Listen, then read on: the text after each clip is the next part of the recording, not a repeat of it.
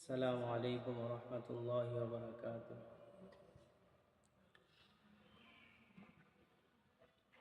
الحمد لله وكفى وسلام على عباده الذين اصطفى. أما بعد فأعوذ بالله من الشيطان الرجيم. بسم الله الرحمن الرحيم.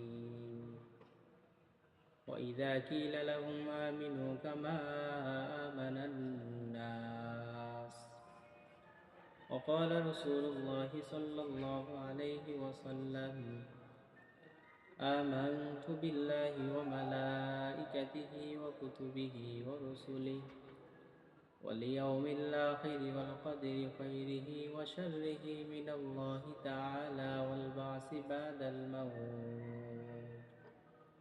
صدق الله مولانا العظيم.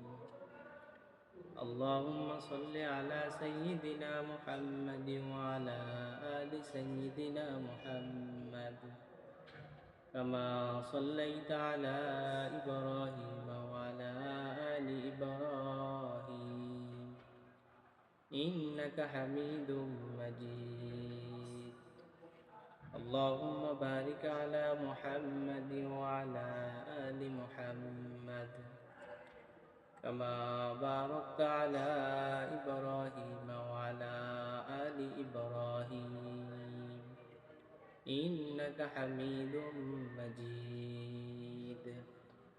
الحمد لله রব্বুল আলামিনের কাছে অসংখ্য অগণিত শুকরিয়া যে আল্লাহ পাক রব্বুল আলামিন আমাকে আপনাকে দ্বীনে নিসবতে দাওয়াত ও তাবলীগের নিসবতে কোরআনে কারীমের নিসবতে পবিত্র জুমার দিন রব্বুল আলামিনের করে হাজিরা দেওয়ার তৌফিক দান করলেন, এর জন্য বলি আলহামদুলিল্লাহ।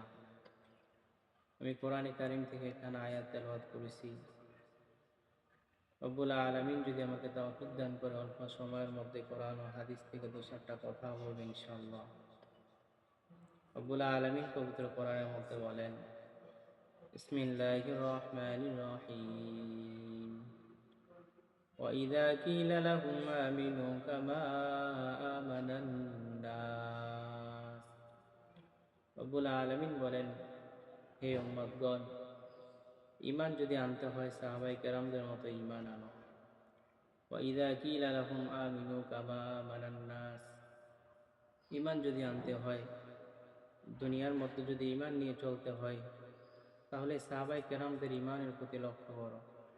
সাহাবায়ে কেরামদের ঈমান কিরকম ছিল ওই দিকে লক্ষ্য করে তোমরা দুনিয়ার মধ্যে চলো। এই আয়াতের তাফসীরের মধ্যে লেখেন যে আয়াত দ্বারা বোঝানো হয়েছে হযরতে আম্মার রাদিয়াল্লাহু তাআলা আনহুর মতো ঈমান আনো। এই আয়াতের তাফসীরের মধ্যে বোঝানো হয়েছে যে হযরতে সুমাইয়া রাদিয়াল্লাহু তাআলা আনহার মতো ঈমান আনো। এই আয়াত দ্বারা সাহাবায়ে কেরামদের ঈমানের মতো ঈমান আনার জন্য বলা হয়েছে। তো আমরা যদি দুনিয়ার মধ্যে চলতে চাই, দুনিয়ার মধ্যে যদি ঈমান নিয়ে থাকতে চাই, আমাদের ঈমানটা সাহাবায়ে কেরামদের ঈমানের মতো হতে হবে। আমাদের ঈমানটা এরকমভাবে আনতে হবে যেরকম সাহাবায়ে কেরাম ঈমান এনেছেন। ইতিহাসের কিতাবের মধ্যে পাওয়া যায় যে আল্লাহ রাসূলের একজন সাহাবী হযরতে আম্মার রাদিয়াল্লাহু তাআলা আনহু, উনি আর ওনার মা হযরতে সুমাইয়া রাদিয়াল্লাহু তাআলা আনহা একদিন রাস্তা দিয়ে হাঁটতেছিল। এরকম সময় আবু জাহেলের সাথে সাক্ষাৎ। আবু জাহেল বলতেছে আম্মার, আর হযরতে সুমাইয়া রাদিয়াল্লাহু তাআলা আনহাকে বলতেছেন তোমরা ওদের দুইজনকে একটা কোঠির মধ্যে বেঁধে ফেললেন, মা আর ছেলেকে। আবু জাহাল বলতেছে আম্মার, তোমরা ঈমান ছেড়ে দাও, না হলে তোমার সামনে তোমার মাকে হত্যা করে ফেলবো।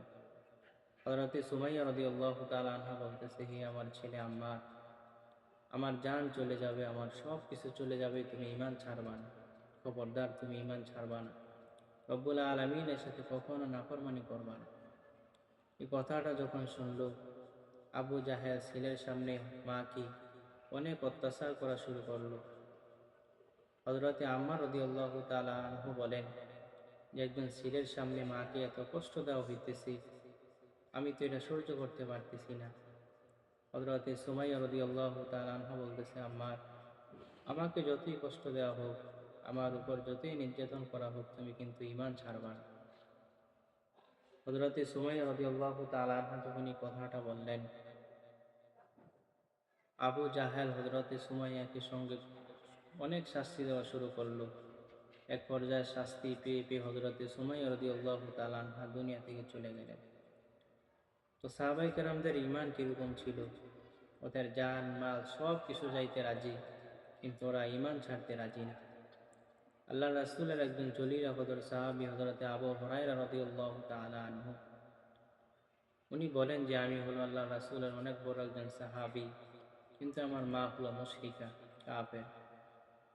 আমি একবার আল্লাহর রাসূলের কাছে এসে বলতেছি, হে আল্লাহর রাসূল, আপনি আমার মার জন্য একটু দোয়া করেন, যেন রব্বুল আলামিন আমার মাকে হেদায়েত দিয়ে দেয়। আল্লাহর রাসূল সাল্লাল্লাহু আলাইহি ওয়াসাল্লাম যখন আবু হুরায়রার মার জন্য দোয়া করা শুরু করলো, আবু হুরায়রা রাদিয়াল্লাহু তাআলা আনহু বলেন যে আল্লাহর রাসূল যখন দোয়া করার জন্য হাতটা উঠাইলো, এদিক দিয়ে আমি একটা দৌড় দিয়েছি আমার মার কি অবস্থা এটা দেখার জন্য। আবু হুরায়রা রাদিয়াল্লাহু তাআলা আনহু বলেন, আমি যখন আমার বাড়িতে গেলাম, ঘরের সামনে দরজার সামনে যখন আমি দাঁড়ালাম, দাঁড়িয়ে দেখি আমার ঘর থেকে মানুষ যেরকম ভাবে গোসল করে গোসলের আওয়াজ শোনা যায়, তো আমার ঘর থেকে এরকম আওয়াজ আসতেছিল। তো আমি যখন আমার ঘরের দরজা নক করলাম, ভিতর থেকে আমার আম্মাজান বলতেছে, আবু হুরায়রা একটু অপেক্ষা করো, আমি আসতেছি। আবু হুরায়রা বলেন, আমি অপেক্ষা করার পরেই আমার মা যখন আসলো, আমার মা দরজাটা খুলে আমাকে বলতেছেন, আবু হুরায়রা তুমি আমাকে সঙ্গে সঙ্গে কালিমাতুশ শাহাদা পড়িয়ে দাও, এখনই তুমি কালিমাতুশ শাহাদা পড়িয়ে দাও। আবু হুরায়রা বলেন, আমি আমার মাকে যখন কালিমাতুশ শাহাদা পড়াইলাম, আমি তো খুশিতে আমি আবার আল্লাহ রাসূলের দরবারে দৌড় দিয়ে চলে গেলাম, গিয়ে বলতেছি, ইয়া রাসূলুল্লাহ, ইয়া হাবিবাল্লাহ, আপনি তো দোয়া করেছেন, আপনার দোয়া তো রব্বুল আলামিন কবুল করে ফেলছি। আমার মাকে আল্লাহ তাআলা হেদায়েত দিয়েছেন, আমার মা তো ইসলামের পক্ষে চলে এসেছে, ইসলামের দাওয়াত কবুল করেছে। এখন আপনি আমার জন্য আমার মার জন্য একটা দোয়া করেন, যে আল্লাহ তাআলা যেন আমাকে আমার মাকে দুনিয়ার সবার কাছে দামি বানিয়ে দেয়, দুনিয়ার সবার কাছে প্রিয় বানিয়ে দেয়। আল্লাহ রাসূল বলেন, আমি আবু হুরায়রার জন্য আবু হুরায়রার মার জন্য দোয়া করে দিলাম। আল্লাহ তাআলা আবু হুরায়রাকে আবু হুরায়রার মাকে দুনিয়ার সবার কাছে দামি বানিয়ে দিয়েছেন। এখনও যদি তালাশ করি, তাহলে হাদিস পড়তে গেলে যদি এরকমভাবে লক্ষ্য করা হয়, আবু হুরায়রার হাদিস রাসূল থেকে অনেক বেশি। রাসূল যে আবু হুরায়রার জন্য দোয়া করেছেন, আবু হুরায়রা রাদিয়াল্লাহু তাআলা আনহু বলেন যে দুনিয়ার মধ্যে সাহাবায়ে কেরামদের মধ্যে আমার সম্মান অনেক ছিল, সাহাবায়ে কেরামদের মধ্যে আমার নাম অনেক ছিল, কিন্তু আমি যখন দুনিয়া থেকে চলে যাব, আল্লাহ তাআলা আমার সম্মানকে, আমার মার সম্মানকে রাসূলের দোয়ার কারণে অনেক বাড়িয়ে দিবেন, অনেক উঁচু করে দিবেন। সত্যি এখন আমরা দেখি যে আবু হুরায়রা তো কবরের মধ্যেই। দুনিয়ার মধ্যে আবু হুরায়রার কত নাম, দুনিয়ার মধ্যে আবু হুরায়রার কত সম্মান, কত হাদিস পাওয়া যায়। যে কোনো হাদিস পড়ার শুরুতেই এটাতে আবু হুরায়রার নাম দেখা যায়। যে কোনো হাদিস পড়তে গেলেই আবু হুরায়রার নাম চলে আসে। এটা কি জন্য হয়েছে? ঈমানের কারণে হয়েছে, এটা রাসূলের দোয়ার কারণে হয়েছে। এজন্য আল্লাহ তাআলা বলেন যে ঈমান যদি আনতে হয়, সাহাবায়ে কেরামদের মতো ঈমান আনো। ঈমান যদি আনতে হয়, নবীদের ঈমানের মতো ঈমান আনো, এবং দুনিয়ার মধ্যে কিছু কিছু জিনিসের উপর ঈমান আনো। ১ নাম্বার আমানতু বিল্লাহ, আমি আল্লাহ তাআলার উপর ঈমান আনো। দুনিয়ার মধ্যে যখন চলবা, সর্বপ্রথম আমি রব্বুল আলামিনের উপর ঈমান নিয়ে চলবা। ও মালাইকা, আমি আল্লাহ পাক রব্বুল আলামিন যে ফেরেশতা তৈরি করছি, ফেরেশতা বানাইছি, এই ফেরেশতাদের উপর ঈমান আনতে হবে। ৩ নাম্বার, আমি রব্বুল আলামিনের যত কিতাব আছে, আসমানি কিতাব, তাওরাত, ইনজিল, জাবুর, কোরআন, এভাবে আসমানি যতগুলা কিতাব আছে, সমস্ত কিতাবের উপর ঈমান আনতে হবে। এবং আমি আল্লাহ পাক রব্বুল আলামিন আদম থেকে শুরু করি হযরতে মুহাম্মদুর রাসূলুল্লাহ সাল্লাল্লাহু আলাইহি ওয়াসাল্লাম পর্যন্ত যতগুলা নবী রাসূল দুনিয়ার মধ্যে পাঠাইছি, সবার উপর ঈমান আনতে হবে। এবং আমি আল্লাহ পাক রব্বুল আলামিন যে মৃত্যু দিব তোমাদেরকে, তোমরা যে একদিন মৃত্যুবরণ করবা, এটার উপর বিশ্বাস করো, এটার উপর ঈমান আনো। আমি রব্বুল আলামিন যে আবার তোমাদেরকে জীবিত করব, এটার উপর ঈমান আনতে হবে, এটাও বিশ্বাস করতে হবে। অনেকে তো আমরা বিশ্বাস করি না যে আল্লাহ পাক রব্বুল আলামিন যে আমাদেরকে জীবিত করবেন মৃত্যুর পরে, এটা আমরা অনেকের বিশ্বাস হয় না, অনেকে আমরা বিশ্বাস করি না। আল্লাহ পাক রব্বুল আলামিন এটা বোঝানোর জন্য সূরা কাহাফের মধ্যেই 7 যুবককে দিয়ে দেখিয়ে দিয়েছেন যে আল্লাহ পাক রব্বুল আলামিন যে মৃত্যুর পরে কিভাবে মানুষকে কবর থেকে উঠাবে। এটা আসহাবে কাহাফের মধ্যে, ওই সূরাটার মধ্যে তাফসীরের মধ্যে আল্লাহ তাআলা 7 যুবককে দিয়ে দেখিয়ে দিয়েছেন। ঘটনা বলার মাকসাদ না, আমি আমি শুধু এটাই বোঝাইতেছি যে রব্বুল আলামিন আমাদেরকে মৃত্যুর পরে কিভাবে কবর থেকে উঠাবেন। রোম দেশের মধ্যেই একজন বাচ্চা ছিল, উনি খুব কাফের। উনি অনেক বছর রাজত্ব করছেন। রাজত্ব করার পরে ওনার এলাকার মধ্যে 7 জন যুবক ছিল। ওই যুবকরা বাদশাহ ওনাদেরকে অনেক হুমকি দিয়েছে যে এখানে যদি থাকতে হয় আল্লাহ তাআলার ইবাদত ছেড়ে দিতে হবে, ঈমান ছেড়ে দিতে হবে, শুধু মূর্তির পূজা করতে হবে, আমাকে খোদা মানতে হবে। ওই 7 যুবক রোম দেশ থেকে এরকম এক জায়গার মধ্যে চলে গেলেন, জঙ্গলের মধ্যে চলে গেলেন, এক গুহার মধ্যে প্রবেশ করলেন। ওখানে ওরা তাফসীরের মধ্যে লেখে যে 309 বছর ওই গুহার মধ্যে ওরা গুম গেছে। গুম যাওয়ার পরেই ওই রোম দেশের মধ্যে আল্লাহ পাক রব্বুল আলামিন এক এক করে কাফ এরকমভাবে কাফের নিষ্ঠুর বাদশা যাওয়ার পরেই আল্লাহ তাআলা ওই রোম দেশের মধ্যে একটা মুসলমান বাদশা হিসাবে একটা মুসলমান বাদশাকে নিযুক্ত করলেন। তো আল্লাহ পাক রব্বুল আলামিন বলেন, ওই এলাকার মধ্যে একটা সমস্যা দেখা দিল। বাদশা যখন মানুষের কাছে ঈমানি কথা বলতেন, বাদশা যখন মানুষেরকে ওয়াজ নসিহত করতেন, তখন মানুষরা বলতো যে মৃত্যুর পরে রব্বুল আলামিন আবার কিভাবে মানুষকে কবর থেকে উঠাবে। তখন আল্লাহ পাক রব্বুল আলামিন মানুষকে বুঝিয়ে দিয়েছেন বাদশার মাধ্যমে। বাদশাকে আল্লাহ পাক রব্বুল আলামিন বলে দিয়েছেন যে অমুক জায়গার মধ্যে চলে যাও, ওখানে গিয়ে দেখবা 7 জন যুবক, তাদের কাছে যাও, তাদের সাথে দেখা করো।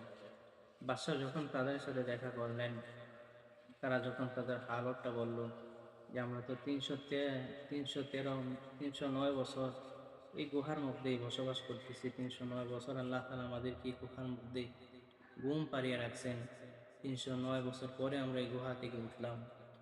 বাদশা যখন এই কথাটা শুনল, সঙ্গে সঙ্গেই সঙ্গে সঙ্গেই ওনাদের ওই রোম দেশের যতগুলা মানুষ ছিল সবাইকে নিয়ে আসলো এবং বাদশাহ সবাইকে বলতেছে, দেখো আল্লাহ পাক রব্বুল আলামিন এই ব্যক্তিকে যেরকমভাবে 309 বছর পরে এই গুহা থেকে উঠাইছেন, 309 বছর ওরা গুম গেছে, 309 বছর ওদেরকে এই গুম থেকে জাগ্রত করছেন, তদ্রূপ তোমাদেরকে রব্বুল আলামিন মৃত্যুর পরে 309 বছর পরে ওদেরকে যেরকমভাবে রব্বুল আলামিন উঠাইছে, তোমাদেরকে রব্বুল আলামিন কবর থেকে মৃত্যু হওয়ার পরে হাসরের ময়দানে এভাবে উঠাইবে। এজন্য আল্লাহ পাক রব্বুল আলামিন বলেন আমার উপর ঈমান আনতে হবে, আল্লাহ পাক রব্বুল আলামিনকে বিশ্বাস করতে হবে, আল্লাহ পাক রব্বুল আলামিনকে ডাকতে হবে। এজন্য আল্লাহ তাআলা আমাদের সবাইকে ঈমানের মতো ঈমান আনার এবং রব্বুল আলামিনের উপর ঈমান আনার তৌফিক দান করুক বলি আমিন। এবং আল্লাহ পাক রব্বুল আলামিন যে আমাদেরকে বলেছেন যে ঈমান আনো, যেরকম সাহাবায়ে কেরাম ঈমান এনেছেন ওইভাবে সবাইকে ঈমান আনার তৌফিক দান করুক বলি আমিন। ওয়া আখিরি দাওয়াত